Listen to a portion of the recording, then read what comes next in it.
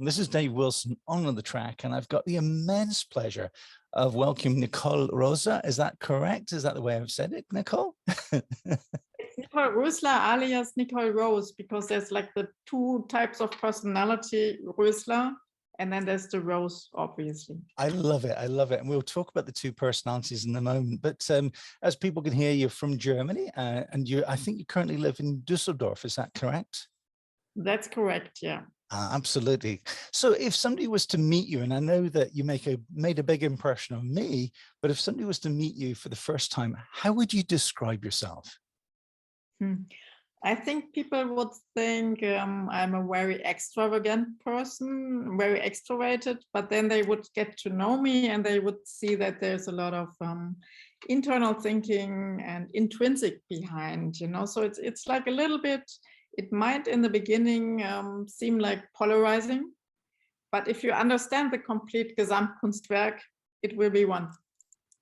And I do get that, because it's when people say it's all about image, how important is image in our lives? Well, I'm a marketing professional, so I know image is a lot, but for me, image is only good if it's coming from your heart and if it's really authentic and holistic, you know, and everything else is cheap marketing and advertising, and forget about it.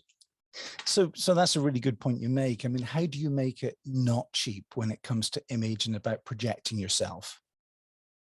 How do you make it not cheap? Because you're just honestly and true, and sometimes it's not always easy to be true and to be honest, but I think that's the stony way you have to go. And Johann Wolfgang von Goethe said, even when there's stones being thrown in your way, you can build something very beautiful out of it. And I think that's the challenge we all have in our life, you know, and all have different stones, different challenges, and we have different insights. So the way to find, it's not going to be outside. The way to find, it's going to be inside yourself. That's beautifully said. And of course, stones can be stepping stones. They can be a way of building a business up, and you can use those stones, which is amazing. So tell people a little bit about your business. And it's called the German Wunderwerk. Is that richtig? Yeah, is that right? Yeah. Das ist richtig. German Wunderwerk says we produce wonders. But what we do is, I'm in marketing since many years, decades, like let's say 30 years. And what I did is I helped brands like Mont Blanc, Escada, Caldewey, Grohe to really grow strong, Omega. And what I learned in that time is you have to create an image, but it will only work if the image is correct. You know, it's like for Omega, we were sponsoring James Bond with the Seamaster, you know, and the Seamaster was everywhere. And the Speedmaster was on the Mars, even not on the Mars, on the moon. It was the first watch that was on the moon, but it was there because really the people they were searching, the Russian astronauts were searching for a watch that had a glass that would hold. And so they tested many watches, and then they find Omega. And then, of course, Omega was smart enough to say, okay, we're going to hire Andrew Cernan, the last man who was on the moon, to make advertising for it. And we gave, for James Bond, we gave 20-30 watches, and they just did something to them, you know. And I was having an interview with, and I really like him, Pierce Brosnan. Yeah. So we came to the studios, and I talked to him for 2 hours. And he said, you know, we have here this Ferrari, we have here the Aston Martin, we have this and this and that. We try the products and we see how they fit into the blog. And this is how you gain credibility, you know, because they tried it out and they liked it. And then the watch sometimes had some light, sometimes it had whatever strings on it, whatever could save your life, or a little gun or something. It's the best platform you'd ever could dream of, isn't it, for a product line? But like you say, at the end of the day, it has to do the job, doesn't it? It has to do the job it says it's going to do. Yeah. So important. Yeah, but it has to be real. You know, if you say I'm giving my clothes from Escada to Gwyneth Paltrow, but Gwyneth Paltrow doesn't fit into them, she doesn't like them, and you need to pay for it, it doesn't work. people feel it. You know, I worked with Michael Schumacher and I was bringing him the watches, you know, and he was like always so kind and gentle and he loved the watches. So it's only going to work. Brand work is only working if it's real. You know, that's yeah, you totally kind of talk to what is an organic thing. It's a feeling, isn't it? And at the end of the day, it's making those connections. So have you always had that kind of innate sense of feel and what feels right when it comes to your life and marketing, or is your life and marketing very separate things? That's an interesting question, actually. I think I always had a sense for the real and for the true. And knowing advertising, it's the opposite sometimes of being real and being true, you know, because it's like you make things look more shinier than they are. And if you looked into my, of course, you looked into it and into my LinkedIn profile, I say, I make it to bring people's spark, to bring the sparkle out, you know, but I do it because I look inside of them, people and brands, you know, and you need to find, for marketing it is, you need to find 2 or 3 words. What is the brand standing for? And everybody says function, big quality, great design. Bullshit. Everybody says that. It's not, it's nothing. You know, it's so I love it.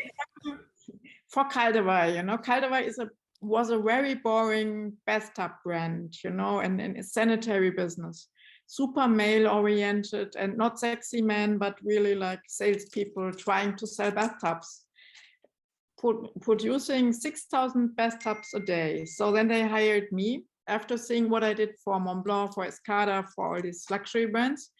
And the young guy, he was only 28 when we started together, generation change. He said, I want something like what you did was for Escada, because it was like very luxury, very premium, and the people understood there, even in the Münsterland, close to Bielefeld. Yeah, of course. Yeah, they understood, okay, you have to make things sparkle. But then we worked together with different agencies on what is the 2 or 3 words which stand for this brand and can make it different. And in the end, we said, okay, it's pioneer and style icon. Like it. So style icon is a little bit like me, and pioneer was a little bit like Franz Caldaway, because it's always also goes into the personal things. A brand is not a brand without people. Apple would never have been Apple if they wouldn't have been Steve Jobs. So we said, okay, he's the pioneer and I'm the style icon. And then we said together we create the style icons in the bathroom. And from there you go, you create the brand campaign, you create the products, you create everything, and then all goes together. And that's like writing a book, actually. Well, absolutely. I totally, and we'll talk about writing the book in a minute, because I don't want to let too much out of the bag, because that's your kind of your other life, isn't it? It's your alter ego that we'll talk about. But two lives together, you know. Oh, well, that's it. There has to mash. It has to come together. But I'm intrigued, actually, just to talk a little bit more about the work in terms of marketing. Has there ever been a challenge that, and I'm going to be fair here, I'm going to do the good and the bad, right? Is there ever been, is there ever been a challenge where you found it just too difficult to find the right line for a product, or do you always find the way through? I think you only find the right line for the brand and the product if you have a good connection with your sparring partner, which is obviously the CEO of the company. If you don't have that, forget it. It doesn't work, you know, because it comes from the chemistry. I had that. I was after Caldaway, I was at Grohe and created something. I was responsible for Grohe Spa, which was the luxury line. So we had super showers around 20,000 euros with light, with sound, with everything. Super cool. My God, that is incredible. So here's the thing, Grohe has got a great reputation anyway. I mean, when you look at their product line, it's a German product, you know, it always does what it says. It's very efficient. It looks great design wise. But how do you elevate something from a great position in the market to even better position? That must be quite difficult to do, yeah? It is difficult because you have to go beyond the usual ways, you know, you have to add sound, steam, light, and a story. It's always about storytelling, you know. And that was the crucial thing, because then I said it's about what is Grohe Spa about. I cannot do the same thing as for Caldaway. I cannot make black backgrounds. Everybody's doing black backgrounds right now. Everybody, I mean, it's the best compliment for you if you're copied, but you should never copy yourself, you know, not like even that. in anything. And so I said, okay, what is Grohe Spa about? And the great thing was the spa name, because with Grohe Spa, you have this feeling about wellness, about, you know, retreat, about meditation and things like that. So we were searching a long time for a claim. And in the end, it was Soul and Sense. Because I'm not sure how it is about you. I spent at least, the normal people spend 6 years in their life in the bathroom. Yeah. I spent 20 years in my life in the bathroom. And all my friends who know me, now I had friends for Sylvester here, and they were like, where is Nicole coming? When is Nicole coming? And I'm like, okay, give me 1 hour. I love that. I love it. That is where I become my ideas from, you know, and it's my office could be a bathroom. That would be perfect. You know, it's really funny you should talk about this, because I remember talking to another podcast host, actually. We were both said the same thing at the same time. We have our best ideas in the shower, would you believe? Yeah, exactly. Warum? Why? Why is that? Well, I always say you don't need to, you don't need to sit on a yoga mat and say in order to meditate, you know. I think it's more about feeling where you feel well. And I feel well in the bathroom. Because that's the only me time you have, actually. You know, it's the only time your kids cannot knock on the door. I have an open bathroom, so I tell everybody, don't ever go into that bathroom. I get it totally. My spiritual place, you know, it's like nobody else can enter there. So let's talk about that for a second, because, you know, we're now in a very connected world, extremely connected, and certainly with COVID for the last 2 years, and especially difficult in Germany, I know, because you guys have had major restrictions like anywhere else in the world, but it's been particularly restrictive in Germany and Austria. How has that really affected your type of business and how you create things and how you have that me time? Has it been easier or been more difficult? Well, it's been super tough 2 years, to be honest. Because after doing all these jobs for all these luxury brands and bath brands, I decided to grow German Wunderwerk and to be independent, selbst und ständig. And I have a very nice partner, Andreas, who's doing all the graphics, but actually gaining the clients and everything was my task. And I was always very much connected to China.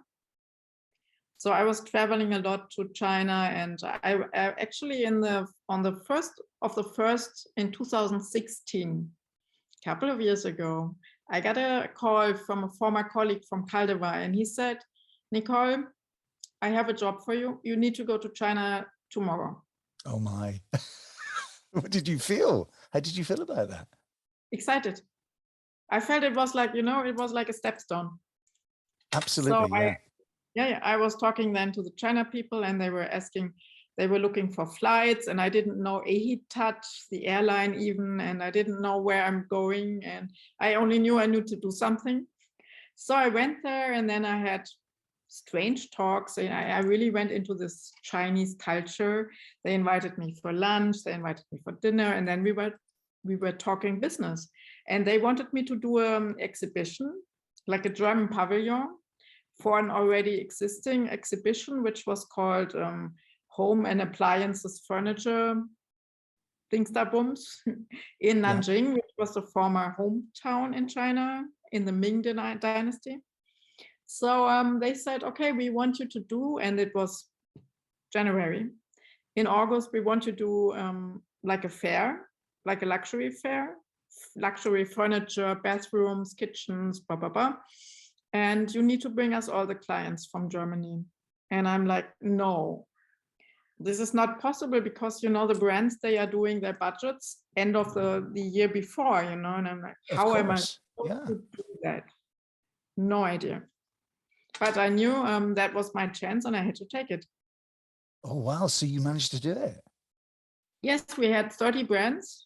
We had Thematic as a kitchen brand. We had Caldewey, of course. We had Hansgrohe. We had many super good brands. But it was like I was going from one fair to the other fair, and I was talking and presenting. And then we had a cooperation with the German Design Council.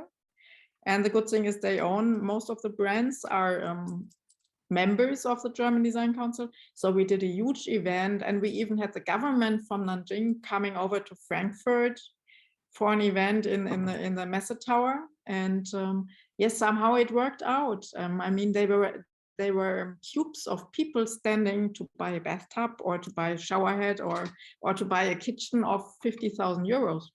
Incredible. I mean, just to think how China is evolved, because when I was very young, I lived in Hong Kong in the 70s. And, you know, what we got from China was things that looked like from the 1950s, you know, the old packaging, and it was fantastic. It was like going back in time. And now China, it literally in the last, 20 or 30 years, would you say, has evolved to be, do you think they're sophisticated though? Do you honestly feel they're sophisticated? And what's your point? What do you feel about China? Well, in China, you have now the Wirtschaftswunder. I have my partners in China, and it's like, you know, like in Europe after the war, they are building up and they are hungry and they are thirsty, you know. So if you make business in China, you have to eat with them, drink with them, and you have to drink actually a lot. The 60% silk schnapps, it's a nightmare. I always say I only want white wine, and they kind of, as a woman, they accept it. But I had a designer with me once, Wolf Rudolf Wagner, who was doing great designs in China, and they made him so drunk. The next day he was supposed to go out with architects in a bus, and after 5 minutes he went out of the bus, threw up, and went back into the hotel. I shouldn't laugh. Yeah, and obviously this is really harming my business now, because since 2019 I was the last time there in the Guangzhou Design Week, famous design week, super designers, and you can feel there's so much hunger and desire. But after that I couldn't go there anymore. So what happened? My fixed contract partner closed the contract. I couldn't travel anymore. You know, I'm the lady for the red carpet there in China. So if I don't come to China, I don't earn the money for going to China, you know. So it was very tough. And what I feel is I'm very disappointed about the German and European companies, because they are stuck. They don't react. They work always with the same partners. They always do the same pattern. I think Germany is unfortunately going down the drain. Even the car industry, the Chinese are moving over us. And so I need to switch my business and say I help now Chinese companies to be successful in Europe. And before it was the other way around, you know. Yeah. But the Chinese companies have better productions. Meanwhile, they have good quality. They don't do branding. That's where I can help them, you know. And the German companies, I think they need to be more courageous. But what do you put that down to? Because, you know, typically I've always adored working with German companies. I've worked with German companies really for the last 20 years. And what I always found with German companies is that, number one, they make a good quality product generally. It does what it says. It works very well and is very reliable. So those three features are amazing about German companies. But what you're really saying is that's not enough anymore. You've got to start to think about what's the next development of how does Germany reinvent itself? Yeah, because you have the potential in Germany. You have all the background, the foundation to spring from. You just need to be creative. We are disciplined. We are high functional people. The young generation is changing a little bit though, but let's look at the big companies. There's too much, I think, in each company. They think too much about earning money and not enough about being realistic. I think you're right. That's the thing what happened with the car industry, right? Well, the difference is as well, and here's something, and you posted a fantastic post on LinkedIn the other day, and I can't remember the gentleman's name, but he was a CEO, I think it was, and saying, it's not about money. It's not about the gratification or the material things. It's about here, as you were saying earlier on, in the heart has to lead the way, because if you lead the way with the heart, it grows an organic foundation that you can't break. I mean, you really, it's very strong, isn't it? And I think that's what we're finding at the moment, relationships and those building of the relationships and being very genuine with people, you know, being connected is so important.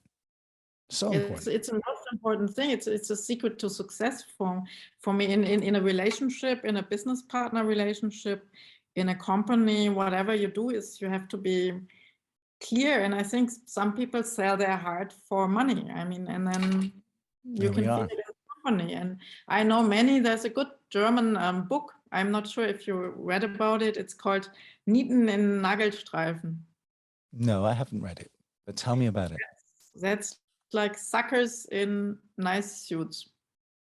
Okay. So the premise to the book, the background to the book, what does it really say? This book is it's not for me. It's about really, it's like people who are selling their soul in order to earn money, you know. Yeah, totally They wrong. don't have any responsibility anymore, you know, and they only look like the numbers. Give me the KPIs, give me this, give me this, and this doesn't work, because if the heart is missing and the end consumer feels that, you know. They do, but you said something really, really important. There's no responsibility anymore, and you hit the nail on the head. It is about responsibility, isn't it? About grabbing that responsibility and saying, "Okay, I've got to do this. I've got to step up to the plate," you know. And responsibility is the key, isn't it? Yeah, but I mean, when I was working for Grohe, which was a big company concern, and then they were sold to the Japanese actually, and the two CEOs got fired because they had it was really funny. They had a share of a Chinese company, and they knew they had to pay back debts, many debts. We were talking about 200 million, you know. And they did not say that to the Japanese people who were buying this company. And then the Wirtschaftswoche, which is a very famous and very good Wirtschaftsmagazin, they came on and they discovered it.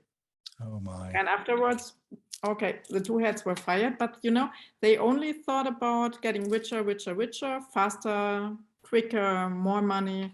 And they didn't think about responsibility. And this is what is killing not only a company, it's killing a mentality, and it's killing relationships and everything. Okay, great segue into relationships. I want to now show people who you really are, because this is the flipping of the coin, okay? So you have become, and I don't know when you started, and you can maybe tell the listeners, you've become an amazing writer of erotic and love novels. Is that a fair description? That's a fair description, yes. Yeah, so tell me how Nicol got started writing these amazing novels. Okay, when I was 11, I was already reading all the literature in my family's house. And there were a lot of American authors, actually. Tom Wolfe, people like that, you know, of course, always Karl May and all this stuff. And I always thought I need to write. And when I was in school, I was doing some excursions and was reading them in front of the public. And I was always a little bit satiric, you know. Maybe you know Kishon? You know Kishon? Well, I don't know it, but I know the satirical thing because of the UK or the British, like the satirical stuff. Yeah. You know, the Monty Python and all that type of thing. Yeah. Exactly. Monty Python fits it perfectly. So I always wanted to write books like that, but then you have your own life, you develop your relationships, your business, of course. And I studied psychology because I found it very interesting. And then I found it was going too much into therapy, and I didn't want to sit there all day and hear about the problems of other people. So I started marketing and started in advertising, which is selling the brave new, the beautiful new world. Of course. And that is, of course, it's the best source to write books. And then, of course, I'm a sensual woman, so I had some affairs. Of course, why not? You've got to speak from the heart, yeah?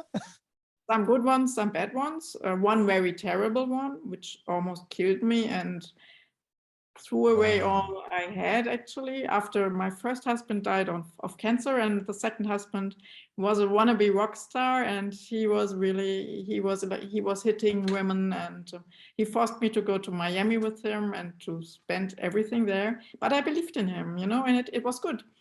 And I always say we all have the right to make our own mistakes. So when it comes to love, and I mean, we're going to go a little bit deep here, okay? You had a couple of very polarizing experiences, yeah? But from that, did you find the food to feed your heart to be able to write the novels? Did that really help? Yes, of course. Of course, you know, that was so much food for my novels, and I can tell people so much, and I can give them also advice, because when I'm writing my books, I always try to help people, you know.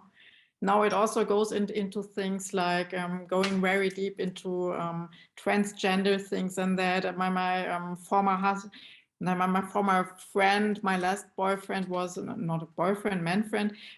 He was not a man in the end. He said one day, "Can I show you my real face?" And then he turned out to be a woman. Oh my God. And did you realize this, or did you have a sense, the woman's sixth sense, that there was something different about him? Yeah, I felt something. Yeah. And I was not really surprised when he came, and he gave me the allowance to write about him in my last book, so. Oh my God, that's fantastic. So okay, so tell us, I'm so excited. I've got so many questions. Okay.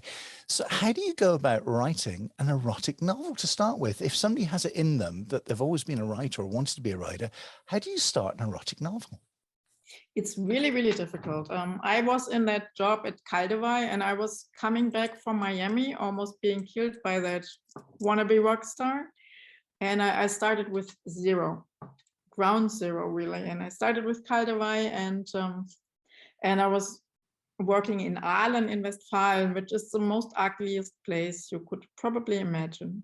And I was living then in Münster, and there was no man that really understood an international woman with hair like this. And so people would chase me in Münster and say, Amy Winehouse, Amy Winehouse.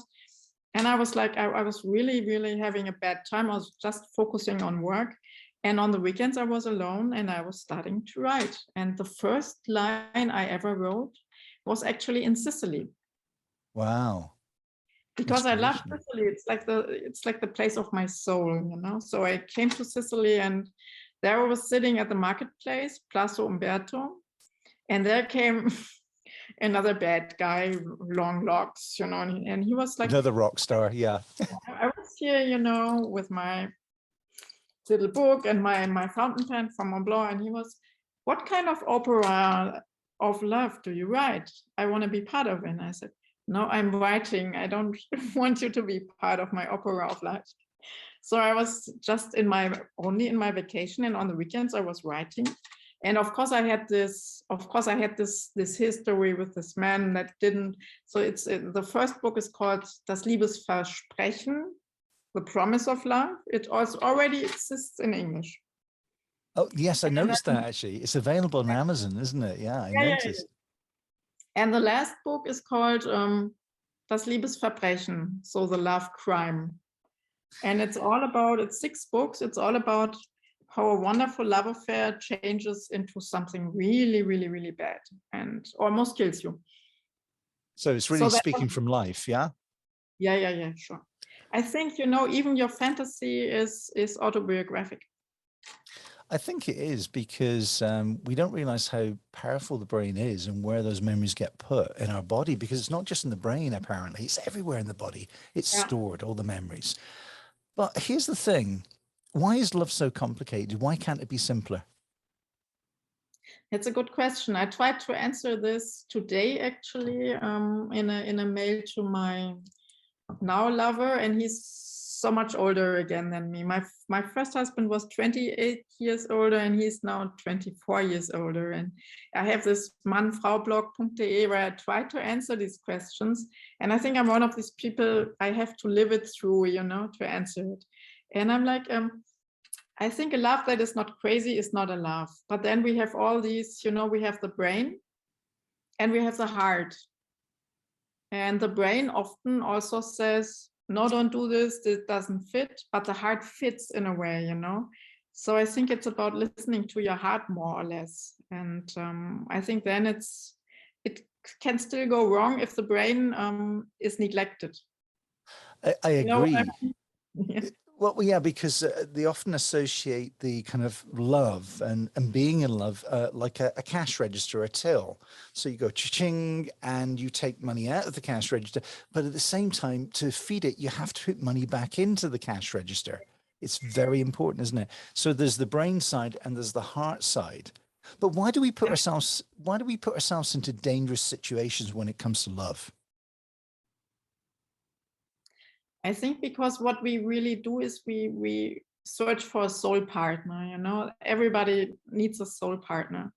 And there are situations you have good presence in life, you have bad presence in life, you know, and you never know it before you try it out, you know.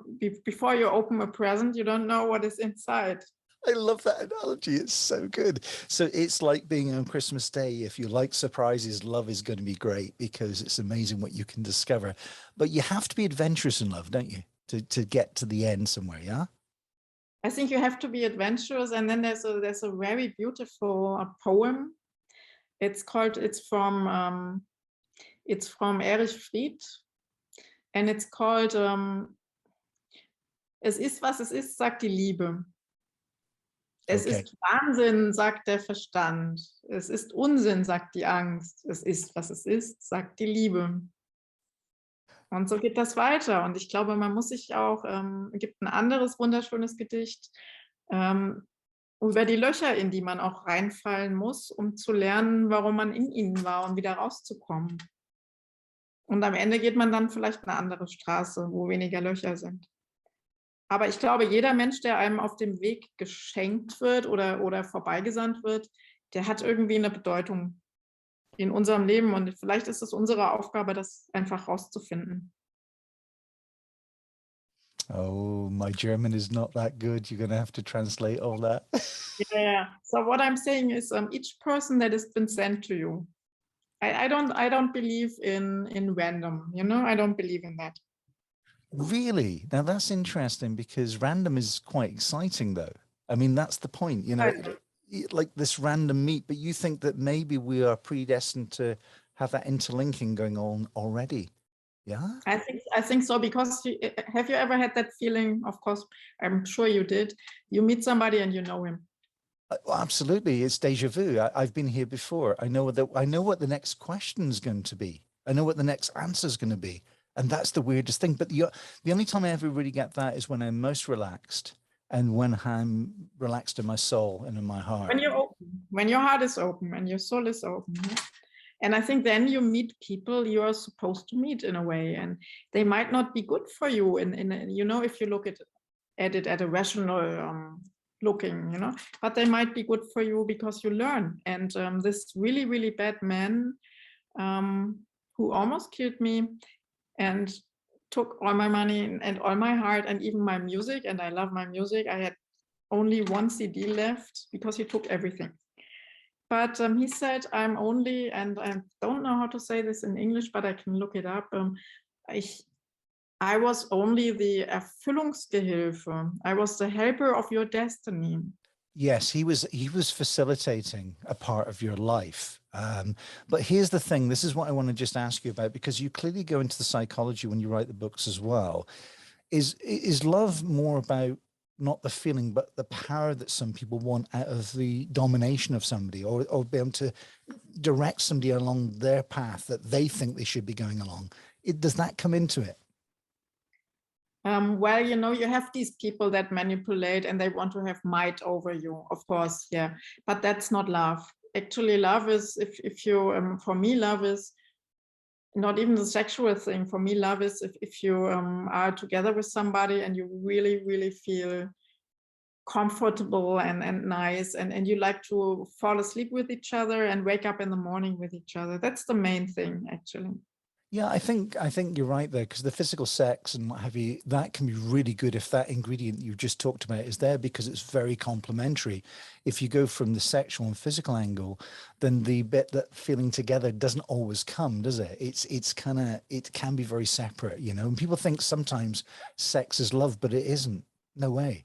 No, it isn't. And I'm not, you know, I'm not a feminist, to be honest. I'm writing a little bit from a feminine side because I'm a woman. But I'm a woman that understands men.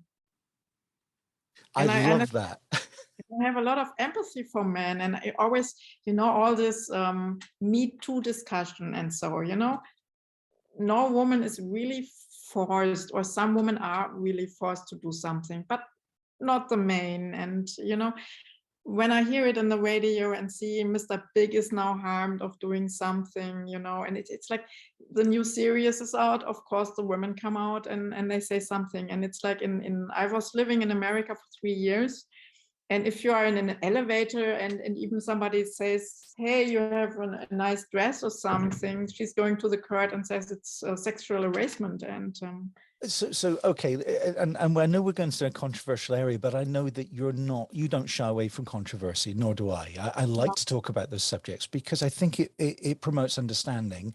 And, you know, we're not saying that we're rigid in our perspective. We just don't understand the logic. And you hit the nail on the head, is that it's become very easy to just bash men over the head because that's the flavor at the moment. But I know that it was a couple of years ago when the woke movement got started, the women in France said, look, you have to stop doing this to men. We don't feel this. Somebody else is creating this atmosphere and we don't subscribe. Yeah. So what does it feel like in Germany? Is there a kind of a pushback against the woke movement and people being realistic, or do you think they're just getting on the bandwagon and, you know, exploiting? Maybe in the middle a little bit, you know. I love the French women because they are so emancipated, and I really like them for that. And here in Germany, you have so and so, you know, you have so and so. You have women that say, okay, this is impossible.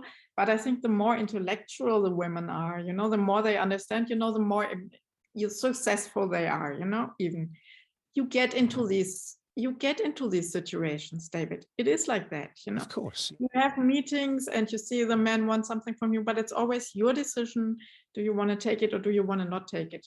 Unless you really had bad luck. And I only think, let's say 10% of this bad luck really was like this Me Too thing, you know, that really somebody, I mean, if I go somewhere, of course, I want to sell my books. I want to make the movie out of it, you know. So if I'm now invited to a big producer and we have a nice dinner and he likes me because I look sensual and we have a nice evening. Absolutely, yeah. Up to me to decide, you know. Yeah, and actually, I think the secret is to turn this thing that really comes again from your honesty, you know, to tell him, you know, I really want to do this movie. It's a great plot and we need to do it and you're going to be very successful. And I like you, but I'm not gonna go into bed with you. So why not? But that's wonderful because you then are giving that power back to the person that's saying that. You know, you can make that choice, be it a man or a woman, you know, but, you know, mainly obviously from a woman's perspective, you know, because the thing that I've done some research on, which is quite interesting, it sounds very basic, right? When you look back to when we were in tribes, for instance, and this was from a BBC documentary, it blew me away, is that woman was really the pivot for the whole tribe, but she had many different partners, many different men. And what happened was, because she had many different men, she could then produce offspring and to keep the tribe going. But the men didn't know which of the offspring was theirs. So they would come back and she would give favors, you know, in return for stability and food and looking after the children. And it kind of worked. You kind of understand the logic that are we supposed to have one partner in life and go through and be married and have 3 kids? Or are we supposed to have many partners and many experiences, and that makes us a much more rounded person? What do you think of that? Well, you name it, actually. Well, I think there's phases in life, you know. I think definitely the second part is normally you have to have different partners to find out who you really like and love and who you want to really be together with, you know. And I think you need some experience. You know, an expert is somebody who did all mistakes you could possibly make in one field. Totally. You're right. You're on the money. Okay, listen, I want to go and talk about where the family came from and the background, the ancestry of where Nicol came from, because I find that the incredible part of history. So take us back to when you were younger. Where did the family originally come from? What was the history of the family, and what did mum and dad do, and who influenced you on your life journey? Well, first of all, I have a twin brother. Wow. And he's 3 minutes older than I am. And when my mother got pregnant, the doctor always says, you're too fat, you're too fat. And my mother is very slim, just like me. And then she was bearing my brother. And then the doctor went away. And 3 minutes later, she was crying. Oh, there's another one. Oh, nice. So you were the surprise. I was a surprise, exactly. And but I was very weak because my brother ate all of the vitamins and everything. So I had to go into, I don't know how you call that, stay in hospital for 2 weeks. And Yeah, like an incubator, yeah, you know, so yeah, drink a lot of it. And then I came to my parents and my family, and my father is an engineer. And we always worked a lot in China and worldwide, so very successful. And I visited him in China, so that's how kind of the China story started. But he never really got into my creative soul. That was more my mother, because she was like a fashion lady and doing fashion, doing designs, and I was helping her in her shop when I was 10 or something like that. So I always wanted to study design, but I didn't know how to, how to sketch, to draw. Yeah, yeah. No, sketching I can. I'm a very good drawer, but I couldn't, this little, if you put a tiny needle and then you put. Oh, to sew. Yeah, absolutely. But you could be the creative in terms of the sketch. The ideas were there. Yeah. So, so again, I just want to go back a little bit in the family history. Have you ever traced the family back? Because were they always from Germany, Prussia, or you're from Italy or France, or do you know what the history was of the family? Well, if you ask my soul, it would be coming from Sicily, but my mother comes definitely from Frankfurt. So I'm a girl from Frankfurt. And my father comes from Prague. And actually, funny enough, when I was the second time in Sicily, I had somebody looking at me. I was writing like crazy, and he was looking at me and said, if you ever go to Prague, there's going to be thunder and lightning. But I've never been, so I think I need to go there. Oh, you've got to. You can't have somebody say that and not take them up on it. Come on, you have to do it. So mum and dad, how did mum and dad meet, by the way? Do you know the history behind that, how they met? How they met my parents? Yes, in some kind of disco bar, just like a dance thing. And they were young, they were like 18 and 17, and they were married when they were 22 and 23, and now they have their 55th anniversary on the 7th of January. Oh my God, that's amazing. 55 years. But the thing is, you said this very proudly, actually. You were a product of the 60s. Did the 60s mean a lot to you? Yeah, I love the spirits of the 60s. I love the music of the 60s. And I think it was that time of building up. And every time when I was going to China, which unfortunately didn't happen for 2 years, I have this feeling coming back from China. I come from this place where everything is raw and we all want to grow and we want to do. And then you come to Germany and it's just so stuck in the moment a little bit. Because again, that's surprising for me, because of course I was in Germany in the late 70s into the early 80s, and it was very dynamic. Yeah, it was very dynamic. It was a very go-ahead society, and it was one that really knew where it was going. It was very clear about what it was doing, and also what I liked about Germany then as well is that they managed to sort out all the kind of workers. You had a like what was it, workers when they get together as like a conglomerate. What do they call it? A union. Sorry. Worker unions were organized so that instead of opposing management, they would work with management to make things better. And so the psyche of the German kind of population was in the right place. But now that is shifted. But it's not just Germany. Let's be fair to Germany. It's many European countries. Yeah. Would you say that it's gone? Yeah, let's be fair to Germany. I think it's about Europe, actually. When I was 19, after my Abitur, after gymnasium, I went to America, and I was like, I'm going to America. I'm really cool. And then my parents called me sometimes and said, hey, they want to do something like a reunited Europe, and I was like, they want to kind of do the same thing as America, but it's not going to work, because the mentalities, if you're in Italy, in France, in Spain, in Germany, in Poland, or wherever, they are so different. And, the British people got out of it, And I said, it's not going to work, even economically wise, It's like, this is, But here's the thing, and here's what I love about it, because you can relate it back to love, of course, is that the dynamics that happen between the different cultures is the thing that really creates amazing energy in the world and diversity. Because, you know, when you meet somebody from Britain, we're very different because we have this, you know, sarcastic sense of humor, and we like the, Yeah, you know, that. And in but Germany, we know that you do things very, very well in that way. And but you go to Italy and it's all about, what does it feel like? What does the food feel like? You know, does it taste good? It's all sensual, isn't it? The same with France, you know? So you can't throw them together in one united Europe. It just no, doesn't work, you know? no. I had one time in my English lesson, I had the task to tell about this, and it's like in America they say it's like a salad bowl, you know, so you keep the components somehow separated, you know, and this is what we try to do, is we try to make a sauce or something out of it, you know, and this doesn't work, you know, because of all the history and the differences. Absolutely. But that's what makes Europe such an interesting place. And I hope we don't lose it. I just hope we don't lose it.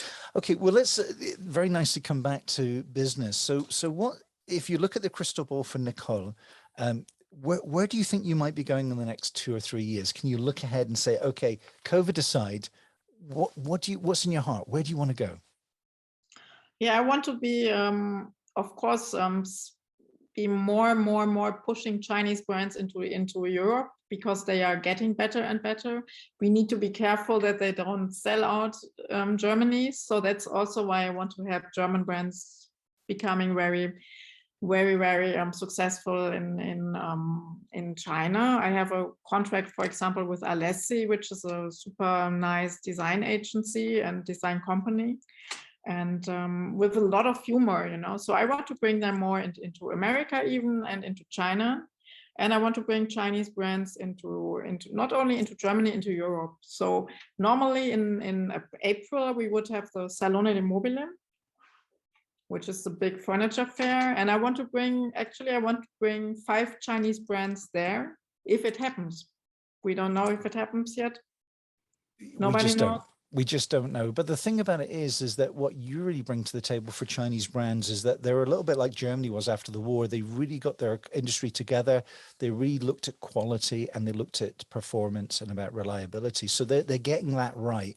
What you are going to do, though, is you're going to stamp the kind of the image on top of that. How Yeah, do we exactly. market that? Yeah. Yeah. Because they really struggle, don't they, a little bit with that? They struggle with it. They don't know how to do it. They copy. Well, absolutely. I totally understand. And don't get me wrong, we copied originally as well in Europe at some stage. We emulate, but then you get a style of your own. You have a groove that you find, isn't it? And there we come back to the serenity and to the heart and to the trustworthiness that you have to have in your life in order to be successful. So that's the one path I want to do. The second path is I started a new company right now, which is called Star Writer. And, you know, working on my books since 9 books right now already. I know how difficult it is to find a publishing house, you know, and there's so many, I know many magazine owners and publishing houses, and they all struggle. They have a lot of costs. Everybody has time to write. The word is nothing worth anymore, you know. So it's like, I want to help these people, and that's why I started this Star Writer thing. I want to help authors, and I want to publish, you know, which I'm doing with my Mann-Frau-Blog.de, where I'm writing about love and what's wrong, what's not wrong, and funny little stories, poems, you know, and I'm trying to gain more and more visitors there, and people also to co-write, you know. Yeah, I think you're doing a great job there, because I think, again, you hit the nail on the head. The words have become not valuable at all. They become cheap, you know, which is unfortunate, because really, in a way, this medium of the internet should be elevating that to a point where people value it, but they don't seem to. So what is the fundamental issue, do you think, there? I know you're trying to do the website, bringing writers and publishers together, but what else has to change to make words valuable again? What else has to change to make words valuable again? I think it's about Achtsamkeit. I'm not sure how to say this in English. It's about being very, very open to what is good, what is not good, and to take your time. And right now we are so rushed. You know, we take 4 minutes to do this, 3 minutes to do that. And advertising, you look at it 0.2 seconds, and either you push or you don't.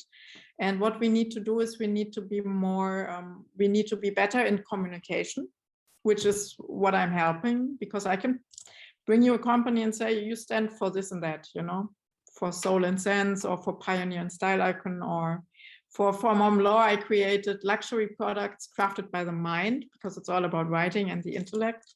So we need to be faster in our messages, not so much blah, blah, blah, blah, blah.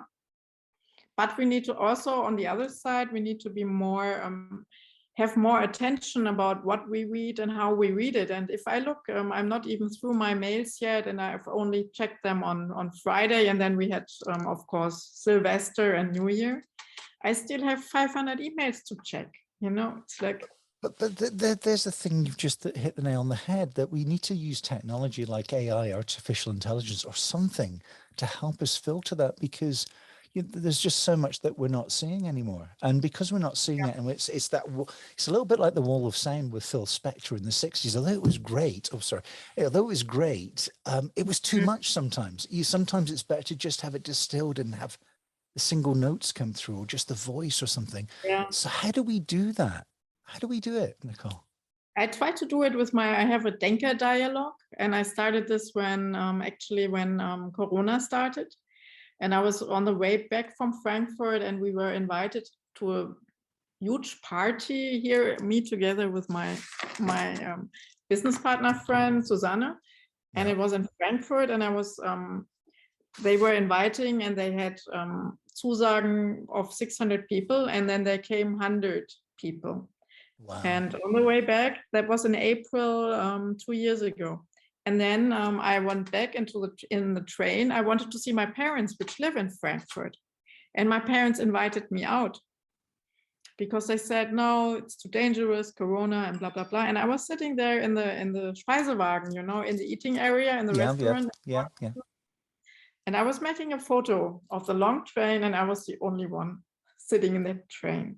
Wow. And the only one in the board restroom. And I was writing, actually on Instagram, I was writing, how can it be that people are getting so manipulated with fear? And that was the first time I only had a little shitstorm of some people saying, oh, this can be really dangerous. And I said, I'm not saying it's not dangerous and we shouldn't do things, you know, I'm just saying, how is this? And this is the German angst also, it's a phenomenon, you know. No, I totally understand. Yeah. I think that hit us really hard, to be honest.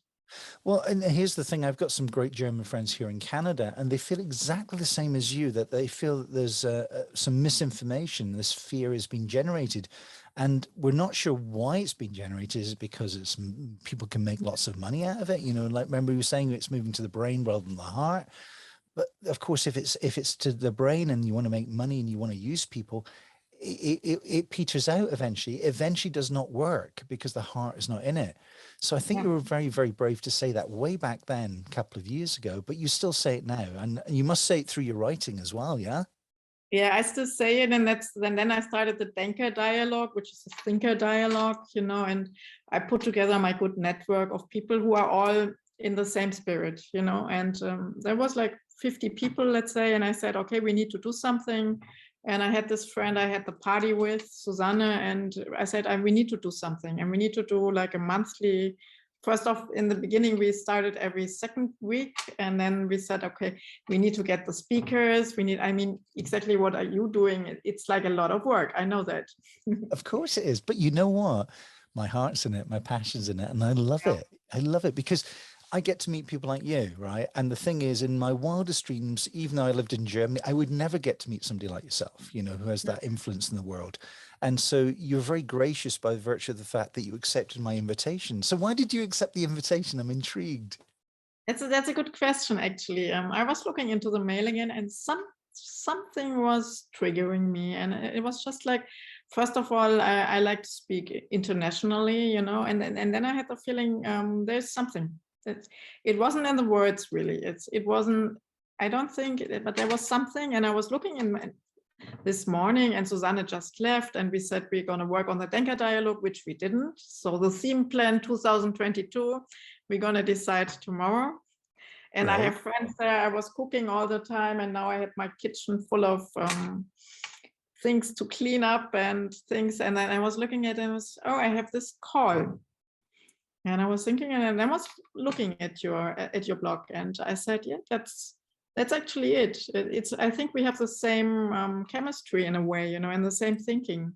Oh, I don't disagree with that. I think for me, it's something about people that I love and enjoy. I love to uncover that secret life a little bit, you know, that life that they've led, and nobody thinks it's important, but it's really important, because if we can show people how you led your life, the good and the bad, then maybe they can say, well, I will take something out of that. If Nicol was adventurous enough to go to America, live a bit of a dangerous life on the edge there, lose everything, but come back and survive, and now she's been the major creative in 6 books.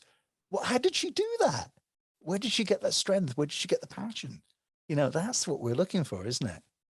I think that's it. It's a passion inside of you, and that's coming back again to what I said in the beginning. You have to be honest to yourself. You know, you have to look in the mirror every morning and say, okay, I might look a little bit sleepy or something, but it's okay. The person I am is okay, and then other people will feel it as well and see it as well. And if I look into your face, it's a very honest and a funny, and you know, you look happy in a way, and you look happy even though something bad happens to you. And I think that's a trick in life, you know.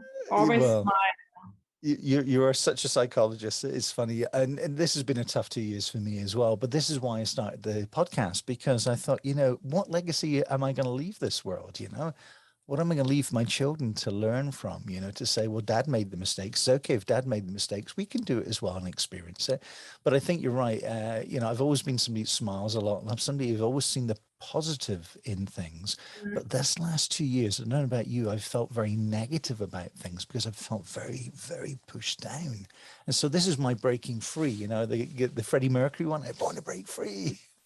Yeah, that's for me the writing, you know. Oh, totally. And then the writing comes together with the business, and it's one gives to the other, you know, and then comes the Denker dialogue and the German Wunderwerk, and then it all grows together into a complete composition of what you are actually. And you are not only, you're not born to work from 5 to 6 or something, you know. You summed that up so well. That's the competition of what you are. You know, we do work, we don't do jobs anymore. We have all this little bit of work that we work on. Okay, I could talk to you for hours, you know I could, but you have a kitchen to clean. But hey, so Nicol, if somebody was trying to get a hold of you, and what's the best way of getting a hold of you in terms of like reaching out to you if they have a project they want to work on, they want to just talk to you about writing? I mean, what's the easiest way of getting a hold of you? The easiest way is just write me an email, actually. Okay, and what's your email address, the best email to get you on? The best is actually, I give you 2 actually, because I have 2 that are working separate. The one is more for the books and the one is more for the business. So the one for the business is NR, like Nicol Rösler, nr@germanwunderwerk.de. Great, very straightforward. I like simple email addresses. And what would be the other one that people can? The other one is the more private one. It's Nici, Nici. It's like my fun name, and then .rose as the rose @t-online.de. Okay, repeat that one again, because that's a little bit longer. Go for it. Okay, so that's Nici, Nici .rose @t/online.de. Perfect. Okay, well, thank you for that. And actually, it's not going to be private anymore now that we put it on the podcast. No. You see, you live dangerously, don't you? You don't live recklessly, but you live dangerously. I like it. No risk, no fun. That was the CEO of Montblanc always said that. No risk, no fun. He was doing an advert. He was forcing me to do an advertising to sell. You know, we had these limited editions. Yeah. We wanted to sell it in Dubai, and we wanted to earn a lot of money with it. So we said, who buys this pen gets a Mercedes SLK for free with it. Are you serious? And then the other CEO said, no, you cannot do this. This is not integral. And then he said, no risk, no fun.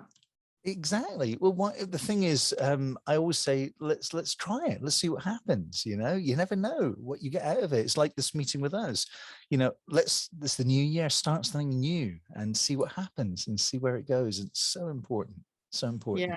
Because I think what we have to do is we have to leave our children or the children around us a legacy to say, be adventurous, take that step outside the comfort zone, go to the other side, the dark place, because everything's on the other side of fear, isn't it? Everything is. Yeah, it is. Definitely agree. And I think no risk, no fun is a good advice for the new year. Here. Okay. Well, that's fantastic. So I always have one question I ask, a final question I ask all my guests. And it's always one that kind of stumps them, but I think you'll have a good answer here. If you were 18 Jahre alt, 18 years old, what would you tell yourself if you had the chance again? I remember when I was living in still with my parents, being 18, wanting to break free, you know, I want to break free. I always thought there's going to be so much adventure and color in my life. I cannot wait to start it. And actually exactly that happened with all the ups and downs and with all the colors and black and white, but I would never want to change that. Oh, that's great. That's fantastic to hear that, because so many people do. They regret things, don't they? But you have no regrets, I imagine. No, as Mature, I'm not sure you know Mature from Ultrafox. There's a very beautiful song, There's No Regrets. Oh, I know him so well because he's a fellow Scotsman. I was born in Scotland, in Scotland, yeah.